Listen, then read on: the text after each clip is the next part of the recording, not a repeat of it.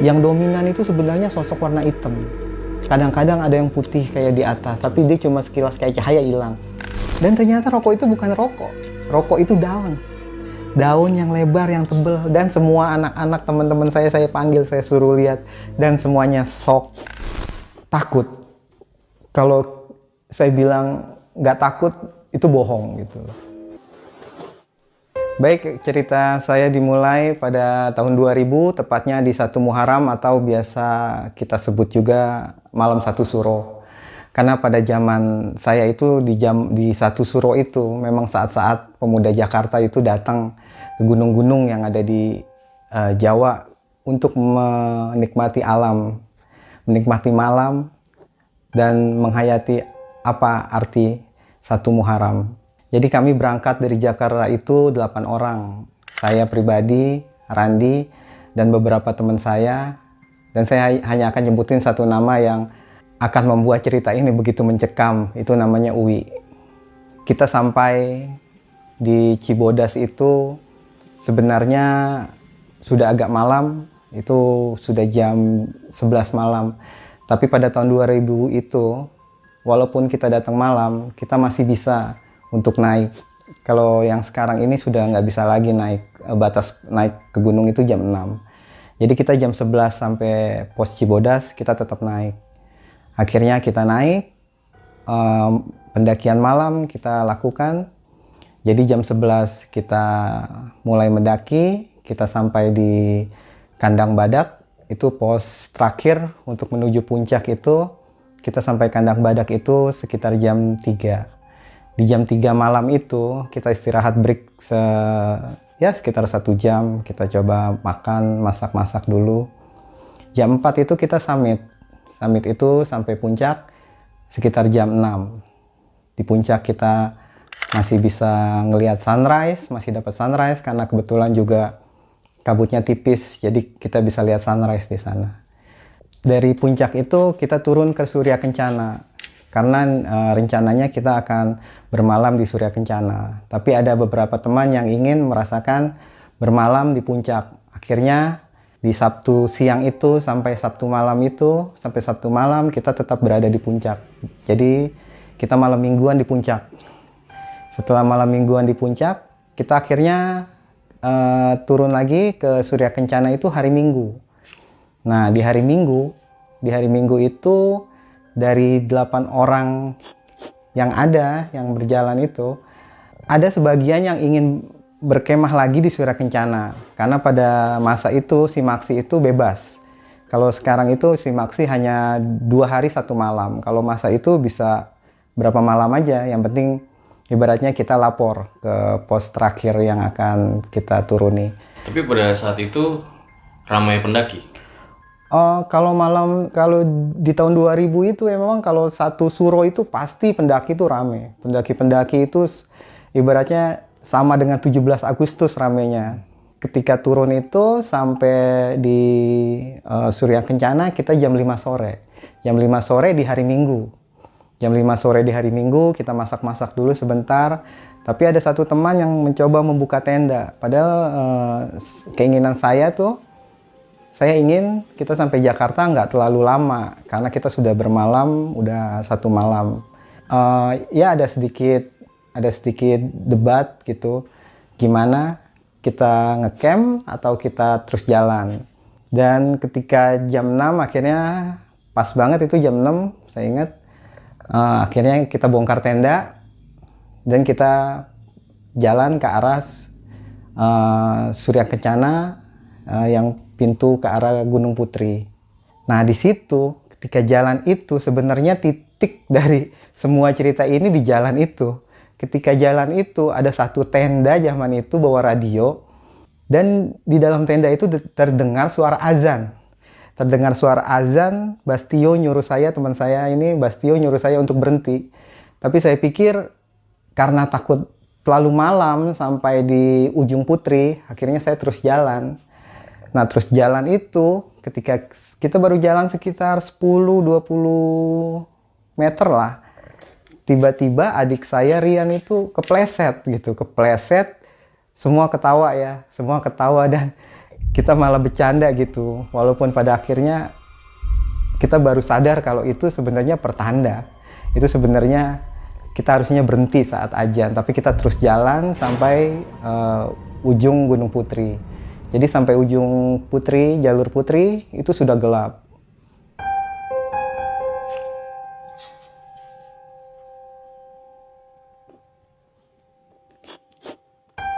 Jadi pada saat itu sholat maghribnya kelewat dong? Sholat maghrib kelewat, jadi memang kita mungkin ngerasa pakaian kotor, kondisi juga gimana. Ya walaupun itu bukan alasan untuk melewati sholat, tapi ya terus terang ya sholat terlewat. Jadi kita langsung ke ujung Surya Kencana jalur Putri. Akhirnya kita turun ke bawah. Ketika hendak turun ke bawah itu, saya ngelihat di Putri itu udah kosong. Mungkin para pendaki sudah turun dari sekitar jam 12 atau jam 1 ya, karena nggak mau terlalu malam sampai di base camp Putri. Dan ketika turun itu kita benar-benar nggak ketemu orang. Karena itu kan hari Minggu, jadi mungkin orang juga udah nggak banyak, walaupun ada ya, tapi nggak begitu banyak yang akan naik ke atas gitu loh lewat jalur Putri. Dan itu dia, ketika kita turun itu ya kita masih ngerasa biasa gitu, cuma ya memang udah gelap gitu, penerangan juga cuma lampu seadanya. Zaman tahun 2000 belum ada ibaratnya light, lampu yang terang gitu ya, masih lampu yang biasa aja. Ketika kita sampai sebelum Simpang Maleber, itu ada satu pertigaan yang menurut saya itu bukan pertigaan sebenarnya, itu sebenarnya semua jalur ke kanan. Jadi kalau dari Putri kita mau turun ke arah base camp itu pasti kita ngambil kanan terus, itu seingat saya, karena saya udah hampir 3-4 kali lewat jalur itu. Kita sampai Simpang Maleber itu, saya ngelihat di jalur kanan itu seperti lubang yang besar, banyak sampahnya, dan kita nggak bisa lewatin gitu loh. Dan itu memang bukan saya aja yang ngelihat, hampir semua yang ngelihat. Akhirnya kita berpikir, apakah kita harus ngambil ke kiri, nanti jalannya akan memutar kembali ke jalur utama. Akhirnya saya ngambil ke kiri. Tapi belum lama kita ngambil ke kiri, kami menemukan sesuatu yang aneh pada akhirnya. Karena pada awalnya kita nggak ngerasa itu aneh sama sekali gitu loh. Kita ketemu dengan 3 orang pendaki. Pendaki yang berdiri di satu shelter atau pos ya. Yang satu berdiri, yang satu jongkok di bawah seperti kedinginan. Dan yang lebih aneh buat saya itu yang satu itu ngerangkak di tanah menuju ke atas dan mukanya itu ngebuang muka dari kita gitu loh. Dan cuma yang satu di tengah yang negor kita. Dia negor ke saya pertama karena ada berapa orang, 3 orang yang udah lewat mereka. Sepertinya mereka bertiga nggak melihat dan saya melihat. Ketika saya melihat dia berbicara kepada saya, mau kemana bang? Gitu. Saya bilang saya mau turun, tapi di sebelah kanan sampah, jadi saya ngambil jalur kiri. Dia nggak menjawab. Kemudian dia bertanya, dari mana bang? Saya jawab, oh kita dari Tanah Abang. Abang dari mana? Terus dia jawab lagi kalau dia itu dari Bekasi. Saya dari Bekasi bang, gitu. Tapi yang saya aneh, ketika senter saya hadapkan ke muka dia, itu dia seperti menepis pakai tangan gitu. Tapi ketika senter saya tarik lagi, saya ngeliat seperti mukanya tuh bersinar. Bersinar padahal senter udah nggak saya pegang ke mukanya, nggak saya arahin ke mukanya gitu loh. Dan akhirnya yang di belakang saya juga sambil senyum, berarti kan mereka lihat, bukan saya aja yang ngeliat gitu kan. Sampai akhirnya teman saya yang paling belakang tuh Bastio ngobrol ke dia. Di depan ini ada Uwi, ada Enjen, dan ada Adi. Dan saya berhenti sejenak karena saya lihat Bastio itu ngobrol dengan dia. Tiba-tiba Uwi teriak, kalau jalanan nggak ada jalan ini, gitu loh. Tapi ada palang yang nutupin jalan ke kiri, gitu loh. Akhirnya si Adi bilang, coba palangnya bisa dibuka nggak? Uwi teriak, iya nih palang bisa dibuka. Akhirnya dibuka sama Uwi palang itu. Bisa jalan nggak Uwi? Bisa. Ya udah palangnya dibuka aja kata Adi. Akhirnya palangnya dilebarin sama Uwi jalan. Dia yang pertama jalan ke kiri. Dan itulah perjalanan yang nggak akan saya lupakan. Jalur Putri lewat kiri di Simpang Maleber.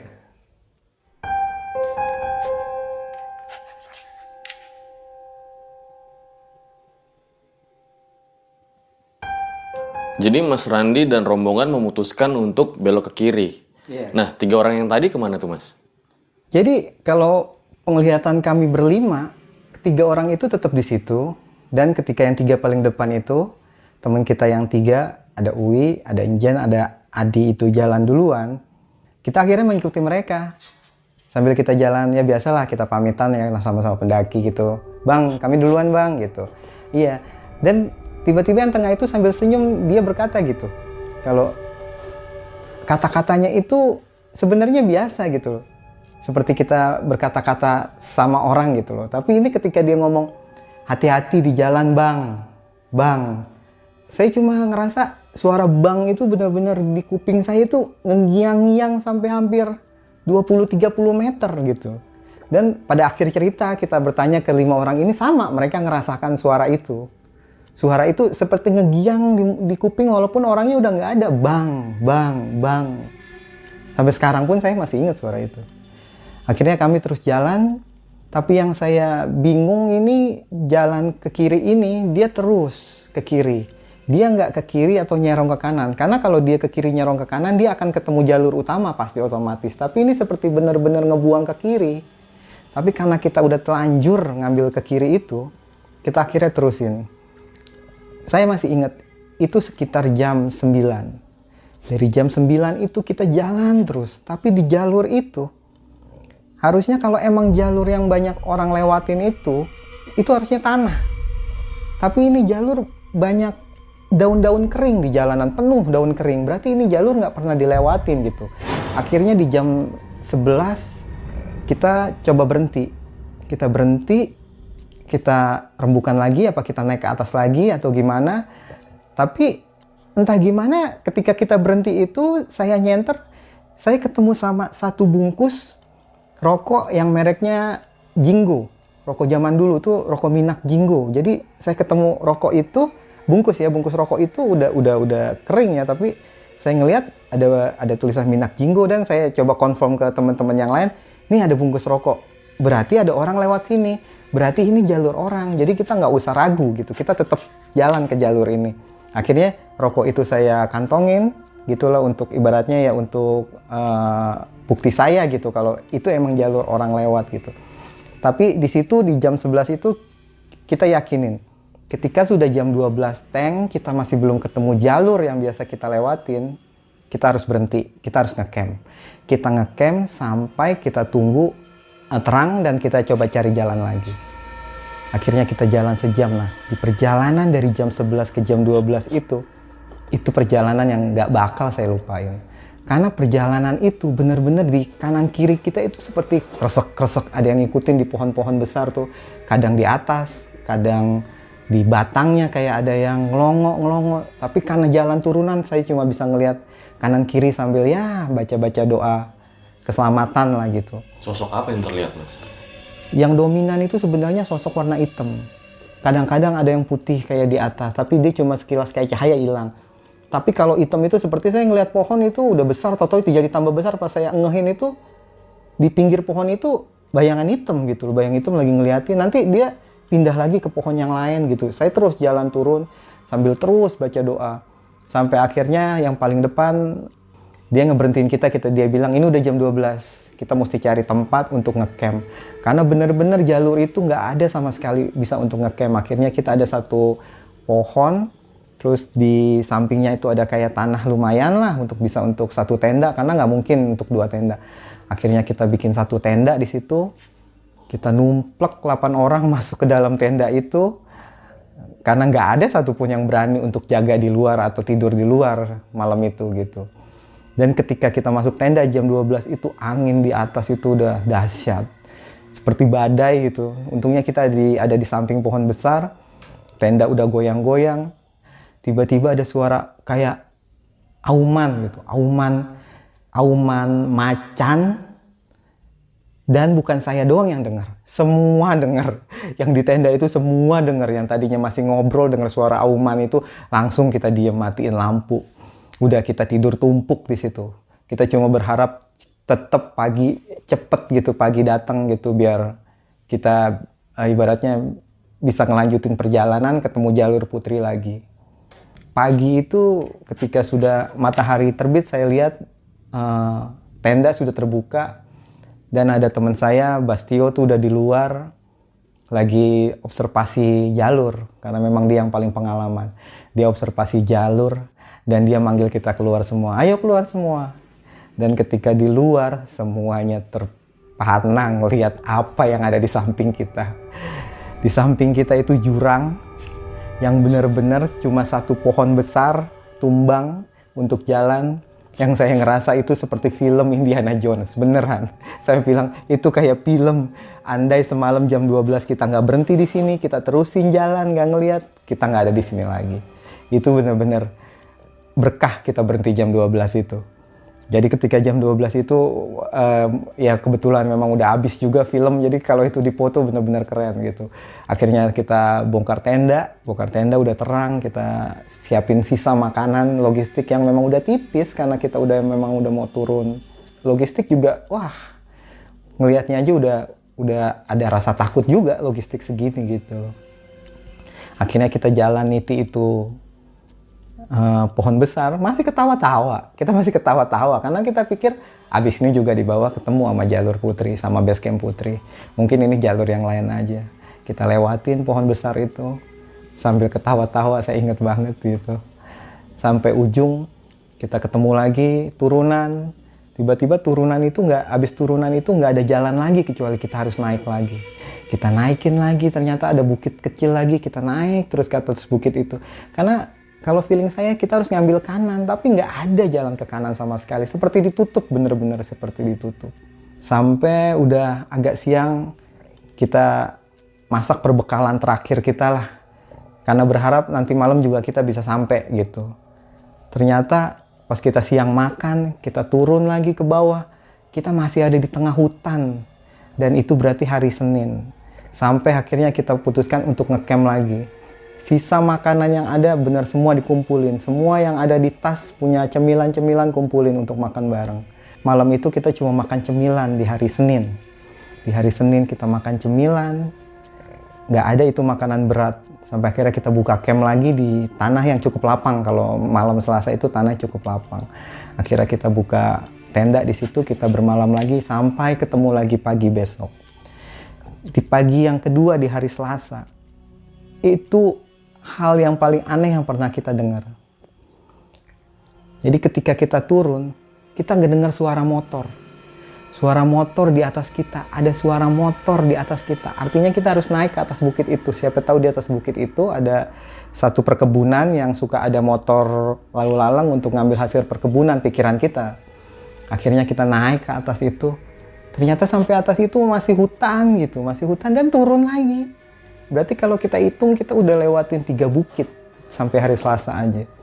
Sampai kita turun lagi ke bawah sampai akhirnya kita ketemu sama itu yang namanya rawa. Rawa yang airnya itu segini ya, sedada. Tapi di jalurnya itu banyak kayak rumput-rumput ngambang. Ngelihat ada jalur ke atas sana karena suara motor itu asalnya dari seberang rawa itu, tapi kita tetap untuk ngelewatin rawa itu nggak ada yang berani. Akhirnya saya coba turun. Saya buka celana panjang saya pakai celana pendek, saya turun. Sampai tengah sudah sedada saya gini. Dan teman-teman yang lain bilang, mundur. Udah. Jangan diterusin, takutnya tambah dalam malah jadi ntar mungkin saya bisa terpisah kan. Akhirnya kita mundur. Baru ketika kita jalan berapa ratus meter lagi, itu ada satu pertigaan antara ke kanan atau ke kiri gitu loh. Tapi ke kiri itu emang suara motor. Kita meyakini harus ke kiri, tapi yang saya yakini kalau jalur Putri harus ngambil kanan, itu yang susah. Akhirnya kita berdebat karena 8 orang. Akhirnya kita voting, suaranya 4-4.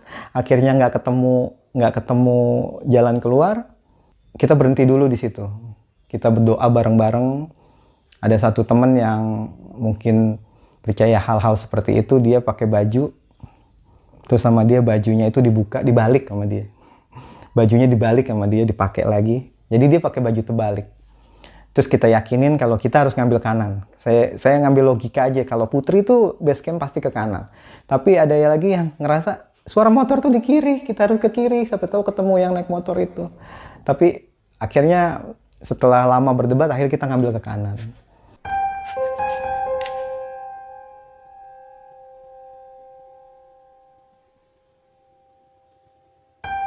Kita ngambil ke kanan, terus alhamdulillah di kanan itu kita ketemu satu pohon-pohon besar yang di bawahnya itu banyak markisa-markisa hutan yang nggak begitu besar, kecil tapi hitam. Akhirnya itu diambil pertama sama Uwi. Uwi ngambil, cobain, dan itu manis. Itu manis. Akhirnya karena tas kita juga udah kosong, markisanya banyak, kita ambilin. Jadi benar-benar kita bertahan hidup dengan markisa hutan itu. Jadi seperti ada pertolongan ya? Seperti ada pertolongan ketika kita sama-sama berdoa dan ngambil ke kanan, ngeyakinin untuk ngambil ke kanan walaupun ada tetap yang ibaratnya punya pikiran untuk ke kiri karena dengar suara motor itu. Jadi suara motor itu nggak tahu halusinasi, tapi kalau halusinasi kenapa 8 orang ini ngedengar semua gitu. Setelah kita lewatin markisa-markisa itu, kita turun ke bawah, itu mulai turunan. Dan saya bersyukur mulai turunan. Ketika mulai turunan, saya mulai dengar suara sungai. Nah, kalau kita tersesat itu, kalau kita dengar suara sungai, kita coba susurin dulu sungainya. Dan sebelahnya ketika kita lihat sungai kecil, kita ikutin akhirnya sampai ke sungai yang agak besar, tapi dia banyak semak-semak di atasnya. Jadi kita nggak berani untuk ngelewatin gitu. Padahal kita lihat ada jalan turun, jalan setapak turun, tapi kita nggak berani untuk ngelewatin karena banyak itu. Akhirnya kita jalan terus, kita ketemu sungai yang agak besar, kita jalan, kita udah seneng. Mungkin ini sungai akan membawa kita kemana. Tapi ketika kita jalan di pinggir sungai itu, kita dengar suara orang teriak gitu, woi woi gitu, teriak. Sampai gimana ya, kita dengar, nih kita yang teriak apa siapa nih gitu. Tapi emang belum kelihatan, akhirnya kita jalan terus, masih dengar lagi suara woi woi gitu. Kita lihat ke seberang, ternyata di seberang itu kampung. Perkampungan gitu, baru kita alhamdulillah ketemu kampung. Dan orang kampung itu ngumpul rame-rame, bukan satu orang, tapi hampir ada 5-6 orang, mungkin mereka petani atau gimana. Jadi pas saya lihat orang kampung itu melambai-lambai tangan, mereka seperti nyuruh kita balik. Jangan terus ke sana, tapi balik sambil ngelambai tangan, balik gitu loh. Kita bingung ya. Saya pikir nanti pas kita lurus mungkin ada jembatan atau ada jalur yang bisa ke kampung itu, tapi mereka ngasih tangan seperti jangan dan tangan yang kirinya bilang balik. Kita akhirnya ngambil keputusan untuk balik. Apa kita mesti lewat jalur yang tadi ada jalan setapak gitu loh. Jadi ya kita akhirnya balik gitu. Ketika kita mundur lagi ya hampir sekitar 100-200 meter agak menanjak, kita ambil jalur itu. Kita ambil jalur turun itu, memang jalurnya dia masih kecil, bebatu-batu, tapi atasnya itu benar-benar ketutup sama pohon-pohon yang nutupin jalur. Jadi kayak jalan ketutup, bukan sungai terbuka ya. Bukan sungai terbuka, tapi sungai yang tertutup sama ranting-ranting. Itu posisi jam berapa, Mas? Itu posisi sudah jam 3 sore gitu. Dan lu nggak coba komunikasi sama penduduk di kampung itu? Nggak bisa? Dari jauh itu nggak kedengeran suaranya gitu. Mereka cuma ngasih tanda balik gitu, jangan terus. Sebenarnya kita mau terus, kita pikir kalau terus itu kita ke jalur Putri gitu loh. Tapi mereka suruh balik, akhirnya kita rembukan, coba kita nyebrang ke itu, mungkin jalur yang itu bisa ke mana? Ke kampung itu gitu.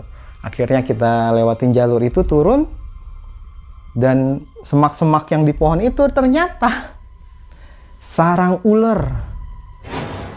Itu kita lewat. Iya, waktu itu udah nggak mikir itu ular berbisa, ular nggak berbisa. Cuma yang kita tahu kita ketemu kampung, kita bisa selamat gitu loh. Pas kita turun itu bener-bener di batang-batang pohon itu ular ngelingker-lingker. Ada yang jatuh ke air ngelewatin depan kita, cuma bisa teriak-teriak. Takut. Kalau saya bilang nggak takut, itu bohong gitu loh. Jadi ketika mental kita yang kuat itu udah 2-3 hari ibaratnya tersesat di gunung itu. Dan ketika kita punya harapan terakhir untuk ketemu kampung dan kita ketemu satu rintangan terakhir yang kita nggak tahu itu berbisa atau enggak gitu, takut.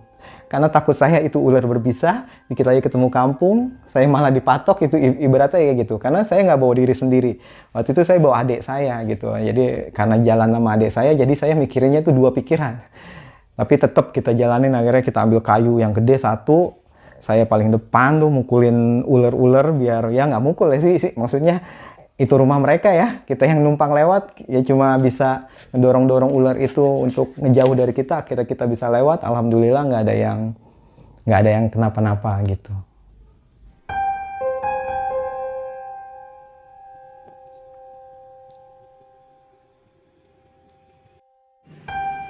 Jadi ada yang saya lupa tadi itu, jadi ketika kita ketemu rokok Minak Jinggo itu yang bekas bungkus rokok yang saya kantongin, akhirnya kita sampai tenda. Ketika kita buka tenda, saya coba salin baju yang udah kotor.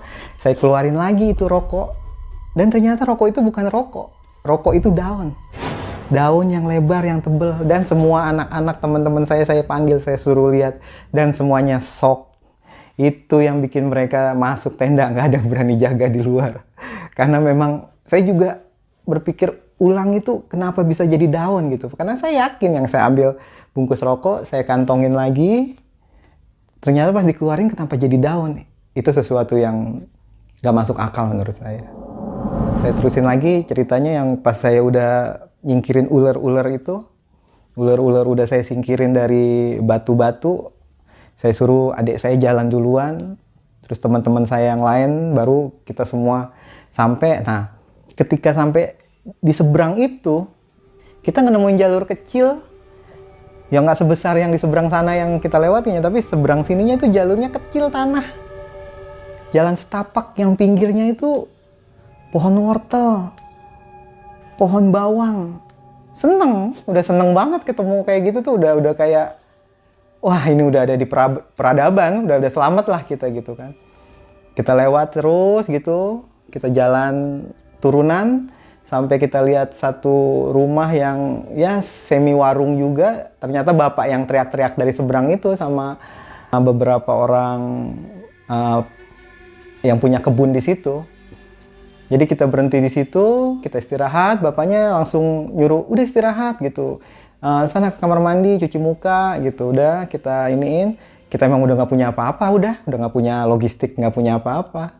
Ketika kita udah ngumpul, tatonya udah ada disiapin waktu itu ya supermie ya, bukan Indomie, supermie. Udah dimasak sama bapak itu, kita suruh makan rame-rame. Bapak itu ngeliatin kita semua. Kita makan sambil ngobrol-ngobrol, nanya dari mana, gini-gini, masih biasa gitu, masih biasa. Tapi setelah selesai makan, si bapak itu nanya satu pertanyaan yang menurut saya cukup aneh gitu. Dia nanya ke Adi namanya gitu. Dia nanya, dari mana? Dari Tanah Abang Pak, Jakarta. Oh iya, berapa orang? 8 orang Pak. Coba hitung lagi. Kita berlapan Pak. Ya udah coba kamu hitung lagi teman-teman kamu. Adi jemputin satu-satu gitu. Udah ada semua teman kamu. Ada, coba hitung lagi. Kamu yakin kamu 8 orang? Adi udah bingung juga ngejawab. Akhirnya saya yang jawab gitu. Kita berlapan, saya sebutin nama satu-satu gitu. Sampai akhirnya bapak itu sampai nanya 3 kali. Kamu berapa orang? Sampai diyakinin. Akhirnya kita semua jawab, kita 8. Akhirnya kita juga ngeyakinin diri kita sendiri kalau kita emang berlapan kan, nggak ada yang kurang kan, enggak gitu, emang kita berlapan gitu. Akhirnya baru di situ si bapak cerita, kalau sekitar setahun 2 tahun yang lalu itu ada 2 orang pendaki yang kesasar. Dia kesasar sama seperti kita, jalan di seberang seperti orang linglung. Akhirnya dia teriak-teriak, terus akhirnya malah katanya sampai bapak-bapaknya bantu ke seberang untuk jemput mereka. Akhirnya ketika dijemput mereka, dibawa sama ke rumah bapak itu. Ditanyalah mereka berapa orang. Mereka jawab berdua. Sedangkan kalau untuk logikanya naik gunung itu nggak boleh berdua. Mau zaman sekarang mau zaman dulu, karena naik gunung itu minimal tuh bertiga gitu. Kalau berdua itu bisa bahaya, apalagi sendiri gitu. Si bapak tuh ya waktu itu percaya aja kalau mereka bilang berdua, oh mungkin nyasar gitu kan. Akhirnya mereka samalah, mereka dijamu, dikasih makan, tapi mereka pulang. Dan beberapa hari kemudian keluarganya tuh datang lagi ke kampung itu dengan beberapa orang gitu. Dan mereka nanya gitu loh, kalau ini benar berdua datangnya gitu. Dan mereka emang berdua gitu, bapak itu jawab berdua gitu, nggak ada yang lain gitu. Karena mereka bilang mereka jalan berlima, bukan berdua, berlima gitu. Jadi kurang 3. Dan kita semua cuma lihat-lihatan pas dibilang kurang 3 gitu. Karena kita ketemu sama 3 orang sebelum kita belok ke kiri itu. Dan yang paling bikin kita semuanya ya dibilang shock iya, dibilang bingung iya gitu loh. Si bapak, kita cuma nanya, Pak ini orang dari mana? Dan si bapak jawab orang itu dari Bekasi. Dan 3 orang yang kita temuin itu kita tanya kan, dari mana bang? Bekasi. Jadi ya wallahu alam, 3 orang yang kita temuin itu apa mereka yang hilang atau mereka yang lain atau memang mereka pendaki yang sebenarnya manusia, tapi ya keanehan-keanehan itu nggak bisa kita lepaskan begitu saja.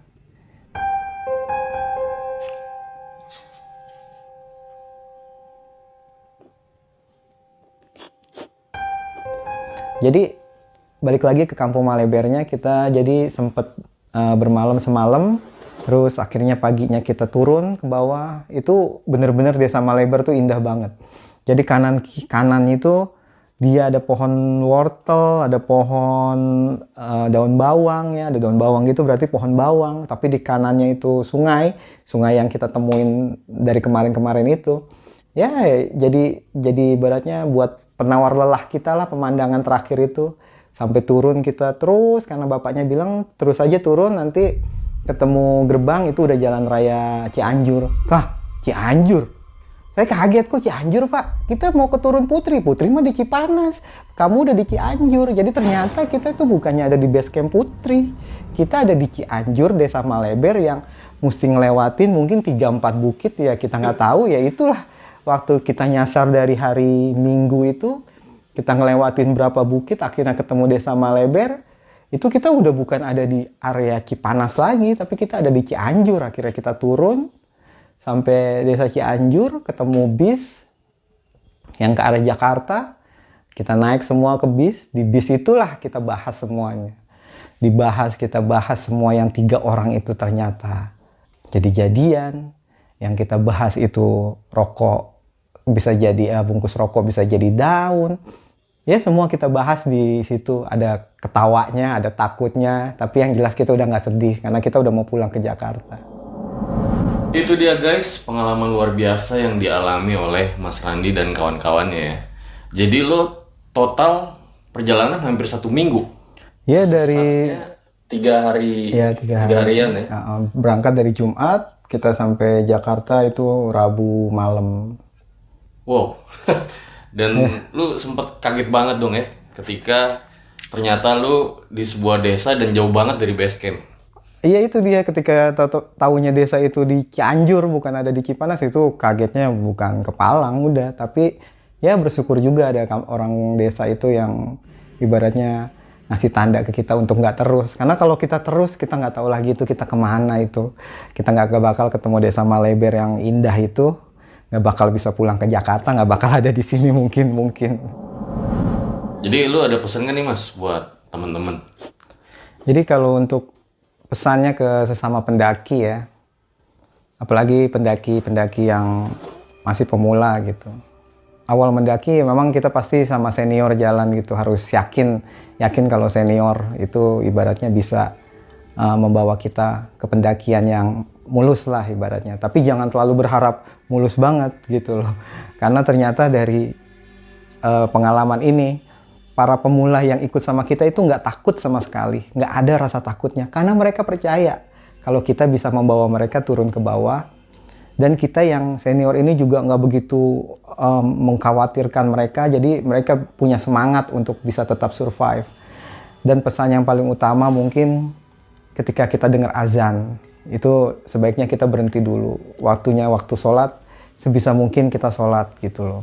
Karena memang kan kita ke alam itu kan untuk mensyukuri apa yang Allah berikan untuk kita kan ya. Jadi ya sebisa mungkin walaupun kita mendaki, kita bisa sholat gitu. Terus yang paling utama juga yaitu kita nggak boleh berpencar. Ketika kita 8 orang, ketika kita 3 orang, ketika kita 5 orang, jangan takut sama gentapnya, ganjilnya atau apalah. Tapi kita tetap harus satu, nggak boleh berpencar gitu loh. Kalau memang pun kita berpencar, setidaknya kita sudah tahu gitu apa yang harus kita lakukan. Yang berpencar ini bisa mencari pertolongan, tapi kalau kondisinya memang kita nggak harus berpencar, kita tetap harus satu tim gitu. Itu yang mungkin bisa jadi pelajaran kita biar kita bisa survive. Jadi semua itu takdir. Ya, semoga takdir saya ini bisa jadi pelajaran untuk kalian. Ya, luar biasa sekali tadi pesan dari Mas Randi. Kalau gue boleh tambahkan sedikit, mungkin yang bisa diambil juga adalah teamwork yang sangat bagus dan juga terus meminta perlindungan kepada yang di atas, ya. Ketika lo tersesat sampai akhirnya bertemu pertolongan-pertolongan yang mungkin ya memang jawaban dari doa lu dan teman-teman lo ya. Iya. Oh iya Mas, sebentar sebelum diakhiri nih, jadi 2016 tuh saya naik lagi nih sama Bastio lewat jalur Putri gitu. Jadi pas di Simpang Maleber itu kita bener-bener terkesima gitu sama jalur yang